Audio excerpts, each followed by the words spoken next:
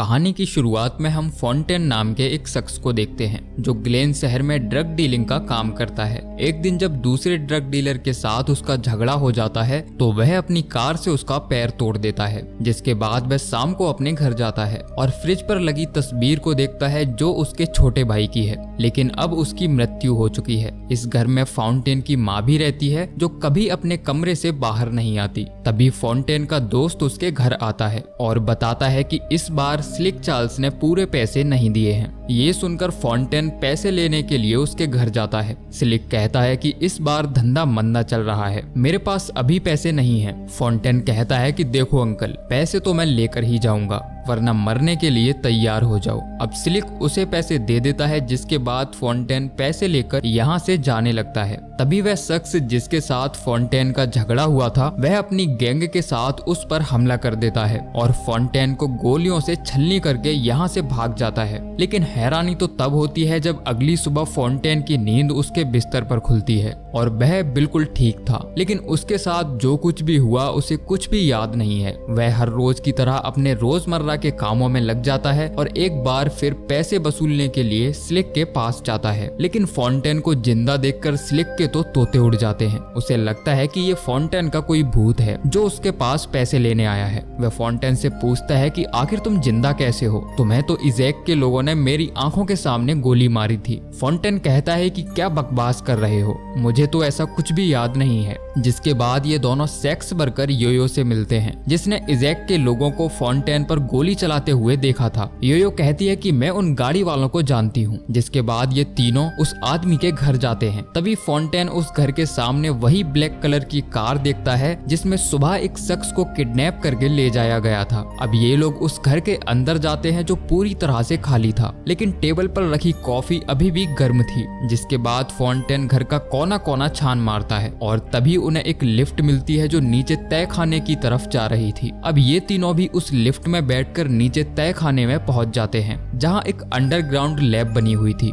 Fontaine lab में काम कर रहे साइंटिस्ट पर गन तान देता है और पूछता है कि आखिर यहाँ ये सब क्या चल रहा है। वह बताता है कि मैं तो एक मामूली सा वर्कर हूँ, लेकिन हम लोग हर जगह फैले हुए हैं। तभी लैब के अंदर स्लिक को सफेद कलर का पाउडर मिलता है। उसे लगता है कि ये कोकेन है, जिसे वह चख लेता है और बचे हुए पाउडर को पैकेट में भर लेता है। लेकिन ये पाउडर किसी तरह का केमिकल था जिसे खाने से स्लिक खुद ब खुद हंसने लगता है। तभी योयो के हाथ से फ्लास्क टूट जाता है और स्लिक से धोखे से गोली चल जाती है, जिसमें वह साइंटिस्ट मारा जाता है। तभी फॉन्टेन की नजर यहाँ रखी एक डेड बॉडी की तरफ जाती है और जब वह पास जाकर देखता है तो सभी के होश उड़ जाते हैं, क्योंकि ये बॉडी फॉन्टेन की तरह ही दिखने वाले शख्स की थी जिसके शरीर पर गोलियों के निशान मौजूद थे। ये देखने के बाद फॉन्टेन सुन्न पड़ जाता है और अब ये लोग उस लैब से बाहर आ जाते हैं। योयो कहती है कि शायद उन्होंने अब तक हमारे बारे में पता लगा लिया होगा, इसीलिए हमारा छिप जाना ही बेहतर होगा। लेकिन फॉन्टेन, जो किसी भी कीमत पर सच जानने के लिए उतावला हो रहा था, वह अगली सुबह अपने कुछ दोस्तों को लेकर उसी घर के अंदर जाता है। लेकिन रातों रात वह लिफ्ट और लैब यहाँ से गायब हो चुके थे।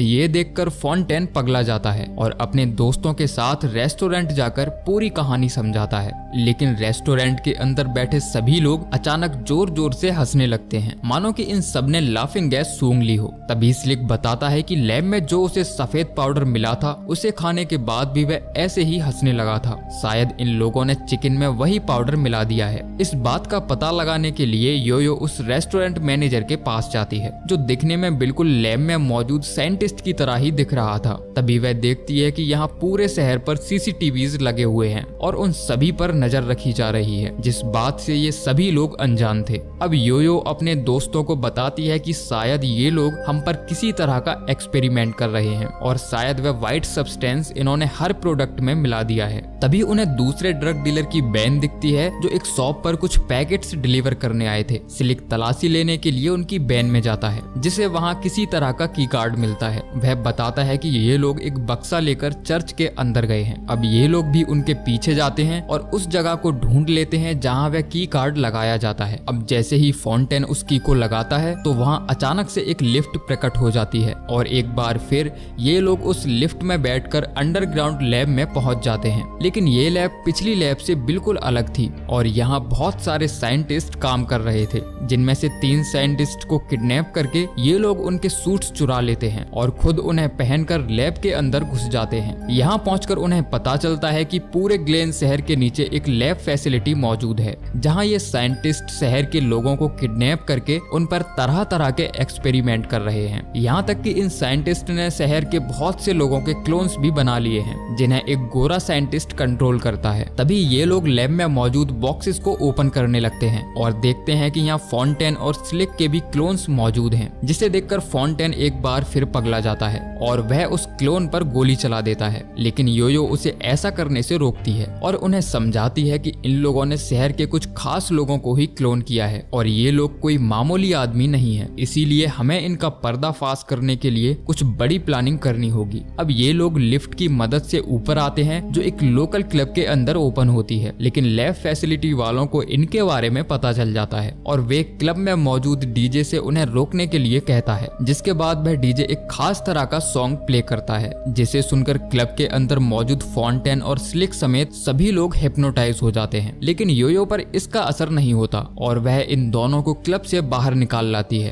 अब क्लब के अंदर जितने भी हिप्नोटाइज लोग मौजूद थे वे सभी इन तीनों के पीछे पड़ जाते हैं। तभी इनके सामने एक कार आकर रुकती है और निक्सॉन नाम का एक अमेरिकन साइंटिस्ट बाहर आता है, जिसके साथ फॉन्टेन का एक और क्लोन मौजूद था, जिसका नाम चेस्टर है। निक्सॉन बताता है कि मेरे जैसे कुछ और साइंटिस्ट मिलकर गरीब आबादी वाले काले लोगों पर रिसर्च कर रहे हैं, ताकि हमारे इस सीक्रेट ऑपरेशन की तरफ किसी का ध्यान न जाए और हम लोगों के क्लोन्स बनाकर अमेरिका में शांति बहाल कर सकें। लेकिन फॉन्टेन उस पर गन तान देता है और इससे पहले कि वह गोली चला पाता, निक्सॉन कुछ ट्रिगर बर्ड्स का इस्तेमाल करके वहां खड़ी पूरी भीड़ को हिप्नोटाइज कर देता है। यानी कि अब इन लोगों पर निक्सॉन का कंट्रोल था और ये लोग वही करेंगे जो निक्सॉन कहेगा। लेकिन योयो के ऊपर उन वर्ड्स का कोई असर नहीं होता, इसीलिए निक्सॉन फॉन्टेन को ऑर्डर देकर योयो पर गन पॉइंट करवा देता है और कहता है कि अगर तुम लोगों ने अपनी इन्वेस्टिगेशन नहीं रोकी तो मैं सभी को मार दूंगा। इतना कहकर वह यहाँ से चला जाता है, जिसके बाद वापस से सभी लोग नॉर्मल हो जाते हैं और अपने अपने घर चले जाते हैं। अब अगली सुबह जब फॉन्टेन जागता है तो वह काफी डिप्रेस्ड और परेशान था, इसीलिए वह अपनी माँ के कमरे में जाता है। लेकिन जैसे ही वह दरवाजा तोड़कर अंदर जाता है तो देखता है कि टेबल पर एक टेप रिकॉर्डर रखा है, जहाँ से वह आवाज आती थी। अब फॉन्टेन को एहसास होने लगा था कि यहाँ मौजूद सब कुछ नकली है और वह गुस्से में सारी चीजें तोड़ देता है। वहीं दूसरी तरफ योयो इस पूरे ऑपरेशन की जानकारी अमेरिकन सरकार तक पहुंचाने के लिए एक लेटर भेजती है, लेकिन निक्सॉन उस लेटर के पहुंचने से पहले ही योयो को किडनैप करवा लेता है और उसका भी क्लोन बनाने का प्रोसेस शुरू कर देता है। वहीं जब फॉन्टेन और स्लिक को योयो के बारे में पता चलता है तो ये लोग उसे रेस्क्यू करने के लिए प्लान तैयार करते हैं, जिसके बाद फॉन्टेन मदद लेने के लिए ड्रग डीलर इजैक से मिलता है और उसे बताता है कि हमारे शहर के नीचे कुछ साइंटिस्ट हमारे इन लोगों को पकड़कर उनका क्लोन बना रहे हैं और उन्होंने योयो को भी किडनैप कर लिया है। मुझे हमारे शहर को बचाने के लिए तुम्हारी मदद चाहिए। लेकिन इजैक फॉन्टेन की मदद करने के बजाय उसे गोली मार देता है और मारकर बीच सड़क पर फेंक देता है, जिसके बाद निक्सॉन के कुछ लोग वहां आते हैं और फॉन्टेन को कार में डालकर अपने साथ लैब ले जाते हैं। अब लैब में मौजूद साइंटिस्ट फॉन्टेन का एक और क्लोन बाहर निकालते हैं और उसकी सारी मेमोरी इस नए क्लोन में ट्रांसफर कर देते हैं और जब सुबह वह जागता है तो फिर से अपने घर पर होता है, जो हर रोज की तरह अपने डेली रूटीन फॉलो करने लगता है। लेकिन उसका दोस्त स्लिक इस वाले फॉन्टेन को किडनैप करके उसे बंदी बना लेता है। वहीं लैब के अंदर मौजूद फॉन्टेन जिसे गोली लगी थी वह अभी भी जिंदा था। दरअसल वह मरने की एक्टिंग कर रहा था। स्लिक जानता था कि लैब के अंदर घुसना इतना आसान नहीं है, क्योंकि शहर में हर जगह कैमराज लगे हुए हैं। इसीलिए इजैक ने फॉन्टेन को लैब तक पहुंचाने के लिए उसके कंधे पर गोली मारी थी। अब फॉन्टेन लैब के अंदर एक साइंटिस्ट को गन पॉइंट पर लेकर उसे कंट्रोल रूम लेकर जाता है और शहर में मौजूद सभी लिफ्ट के दरवाजे खुलवा देता है, जिसके बाद स्लिक और इजैक अपने बहुत सारे लोगों के साथ लैब के अंदर घुस आते हैं और वहां तोड़फोड़ करना शुरू कर देते हैं, जिसके बाद पूरी लैब में भगदड़ मच जाती है। ये लोग योयो और उन बाकी लोगों को भी आजाद कर देते हैं जिन्हें यहाँ एक्सपेरिमेंट करने के लिए रखा गया था। तभी फॉन्टेन का मुकाबला उसके ही क्लोन चेस्टर से होता है, जो काफी एडवांस था और वह फॉन्टेन को पीट पीट कर बेहोश कर देता है और उसे घसीटते हुए वहां से ले जाता है। वहीं योयो और स्लिक जब लोगों को आजाद कर रहे होते हैं तभी वहां निक्सॉन आ जाता है, जो कहता है कि तुम लोग हमें नहीं रोक पाओगे क्योंकि हम लॉस एंजलिस और शिकागो जैसे कई बड़े शहरों में फैले हुए हैं।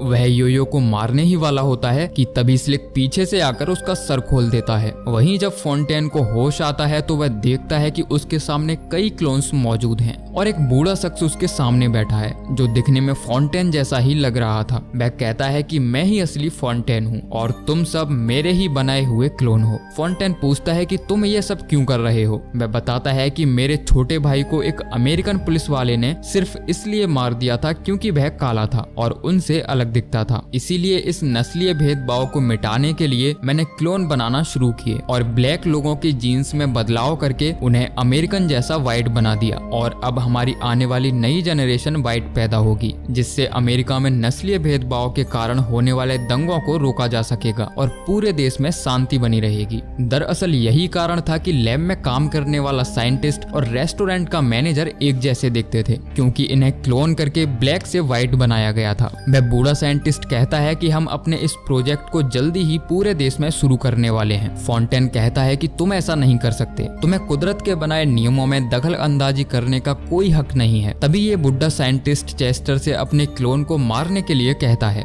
लेकिन फॉन्टेन ओलंपिया ब्लैक कहकर चेस्टर को हिप्नोटाइज कर देता है। दरअसल ये वही शब्द थे जिन्हें सुनकर सभी क्लोन्स हिप्नोटाइज हो जाते हैं, जैसा एक बार निक्सॉन ने किया था। इसीलिए अब चेस्टर भी हिप्नोटाइज हो चुका था, जो फॉन्टेन के कहने पर उस बूढ़े साइंटिस्ट को गोली मार देता है और उसकी मौत हो जाती है। और अब लैब के अंदर जितने भी लोगों को एक्सपेरिमेंट करने के लिए रखा गया था वे सभी आजाद हो चुके थे। और जब ये लोग चर्च के रास्ते से बाहर आते हैं तो पूरा शहर वहां इकट्ठा हो जाता है और लोग उन्हें खाना व कपड़े देकर उनकी मदद करते हैं। जब मीडिया में इस खबर को दिखाया जाता है तो इस सीक्रेट ऑपरेशन का काला सच पूरे देश के सामने आ जाता है, जिसके बाद फॉन्टेन, स्लिक और योयो लोगों की नजरों में हीरो बन जाते हैं। तभी लॉस एंजलिस में मौजूद फॉन्टेन के एक और क्लोन को दिखाया जाता है जिसका नाम टायरॉन है, जो न्यूज टीवी पर अपने हमशक्ल को देखकर हैरान था और अब उसके मन में भी कई सवाल उठने लगे हैं। और इसी सस्पेंस के साथ ये मूवी एंड होती है। तो दोस्तों ये थी कहानी द क्लोन्ड टायरॉन मूवी की, जिसकी आगे की कहानी शायद हमें नेक्स्ट पार्ट में देखने को मिले। तो मिलते हैं आपसे अगली वीडियो में, तब तक के लिए जय श्री कृष्णा।